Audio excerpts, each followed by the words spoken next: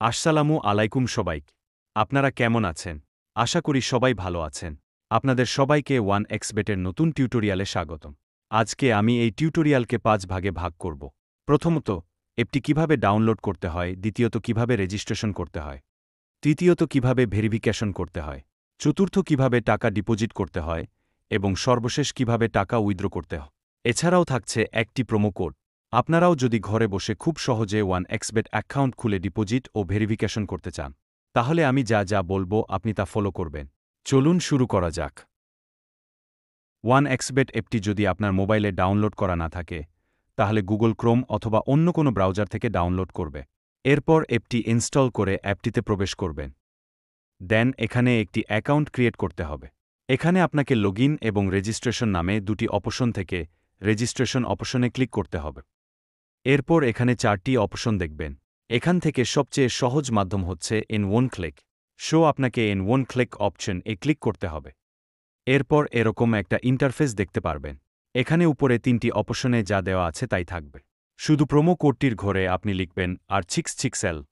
আমি আবারও বলছি, প্রোমো কোডটি হল R66L। এই প্রোমো কোডটি ব্যবহার করলে আপনি 24 ঘন্টা ডিপোজিট করতে পারবেন। প্রতি সপ্তাহে বা মাসে 100% বোনাস পাবেন। তাই প্রোমো কোডটি এখানে সঠিকভাবে দিবেন। প্রোমো কোডটি সঠিকভাবে না দিলে আপনার অ্যাকাউন্টটি 100% ভেরিফাই হবে না। তারপর নিচের ঘরগুলোতে টিক দিয়ে সবুজ বাটনে ক্লিক করবেন। তারপর আপনার সামনে যদি এরকম রোবট ভেরিফিকেশন আসে, তাহলে তা সফলভাবে পূরণ করবে। তারপর কিছুক্ষণ অপেক্ষা করলে দেখতে পারবেন ইউজার আইডি এবং পাসওয়ার্ড দিয়ে দিয়েছে। এই ইউজার আইডি এবং পাসওয়ার্ডটি অবশ্যই স্ক্রিনশট অথবা কপি করে অন্য কোথাও লিখে রাখবে। তারপর নেক্সট বাটনে ক্লিক করে লগইন অপশনে ক্লিক করে অ্যাকাউন্টটি লগইন করবেন।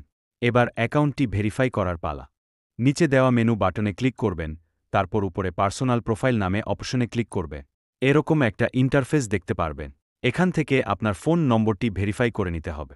তার জন্য ফোন নম্বরের পাশে থাকা লিঙ্কে ক্লিক করবেন। আপনার ফোন নম্বরটি এখানে বসাবেন। নম্বরটি দেওয়ার পর নেক্সট-এ ক্লিক করলে আপনার ফোন নম্বরে একটি কোড আসবে। কোডটি এখানে বসিয়ে কনফার্ম বাটনে ক্লিক করলে দেখতে পারবেন আপনার ফোন নম্বরটি ভেরিফাই হয়ে গেছে। তারপর উপরে থাকা fill in personal data click করলে এরকম ইন্টারফেস দেখতে পারবেন। এখানে আপনার এনআইডি কার্ডের সাথে মিল রেখে তথ্যগুলো দিবেন। এখানে আপনার নামের প্রথম অংশটি দিবেন। এরপর শেষ অংশটি দিবেন। তারপর আপনার জন্ম তারিখ দিবেন। প্লেস অফ বার্থ এর এখানে আপনার জন্মস্থান দিবেন। তারপর রিজিয়নে বাংলাদেশ দিবেন। সিটিতে ঢাকা সিটি দিবেন। রেসিডেন্স অ্যাড্রেসে আপনার জেলার নাম। ডকুমেন্ট টাইপ সিলেক্ট করে এখানে ন্যাশনাল আইডি কার্ড সিলেক্ট করবেন। এখানে সিরিজের ঘরে 1 লিখে দিবেন। ডকুমেন্ট নাম্বারের এখানে আপনার এনআইডি কার্ডের নাম্বারটি বসাবেন। আর আপনার যদি এনআইডি কার্ড না থাকে, তাহলে আপনার ফোন নাম্বারটি বসিয়ে দিবেন।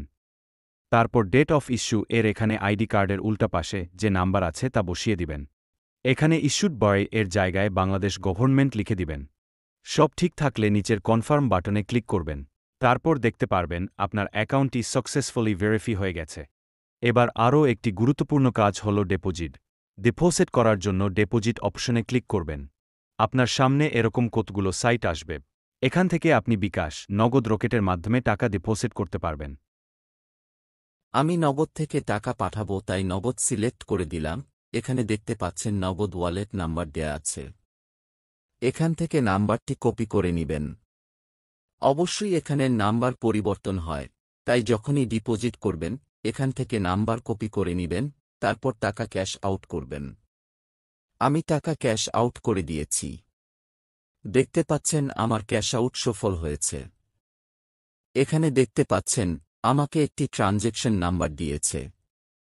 আমি এই ট্রানজেকশন নাম্বারটি কপি করে নিয়ে আমার আগের জায়গায় চলে আসব। কপি করা ট্রানজেকশন নাম্বারটি বসিয়ে দিব। এখানে আমি যে নাম্বার থেকে টাকাটি পাঠিয়েছি সে নাম্বারটি এখানে দিয়ে দিব। তারপর কত টাকা ক্যাশ আউট করেছি তা লিখে দিব। নিচে কনফার্ম বাটনে ক্লিক করার পর দেখতে পাচ্ছেন আমার ডিপোজিটটি